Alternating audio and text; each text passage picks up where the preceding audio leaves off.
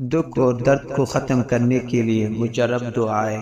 حضرت ابن عباس رضی اللہ عنہما کہتے ہیں کہ رسول اللہ صلی اللہ علیہ وسلم تکلیف کے وقت فرمایا کرتے تھے، لا الہ الا اللہ العظیم الحلیم، لا الہ الا اللہ رب العرش العظیم، لا الہ الا اللہ رب السماوات ورب الارض ورب العرش الکریم۔ ترجمہ: عظمت اور حلم والے اللہ کے علاوہ کوئی حقیقی معبود نہیں ہے۔ عرش عظیم کے پروردگار اللہ کے علاوہ کوئی حقیقی معبود نہیں۔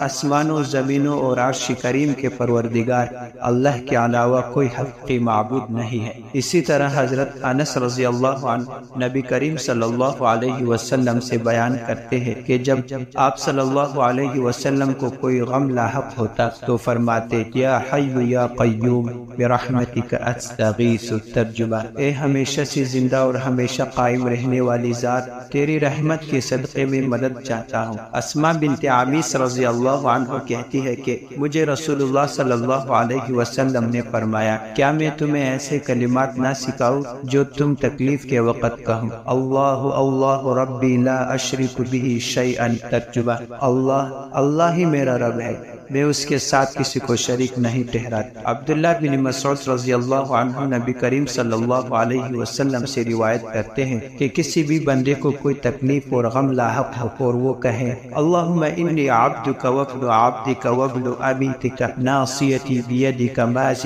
فی حکمک عدل فی قضاؤک اسألک بکل اسم هو لک سمیت به نفسک او انزلته فی کتابک او علمته احدا من خلقک او استأثرت به فی علم الغیب عندک ان تجعل القرآن ربیع قلبی ونور صدری وجلاء حزنی وذهاب حمی۔ ترجمہ: یا اللہ، میں تیرا بندہ ہوں اور تیرے بندے اور بندی کا بیٹا ہوں۔ میری پریشانی تیرے ہی ہاتھ میں ہے، میری ذات پر تیرا ہی حکم چلتا ہے، میری ذات کے متعلق تیرا فیصلہ سراپا عدل و انصاف ہے۔ میں تجھے تیرے ہر اس نام کا واسطہ دے کر کہتا ہوں کہ جو تو نے اپنے لیے خود تجویز کیا، یا اپنی مخلوق میں سے کسی کو وہ نام سکھایا، یا اپنی کتاب میں نازل فرمایا، یا اپنے پاس علم غیب میں ہی اسے محفوظ رکھا کہ تو قرآن کریم کو میرے دل کی بہار، سینے کا نور، غموں کے لیے باعث کشادگی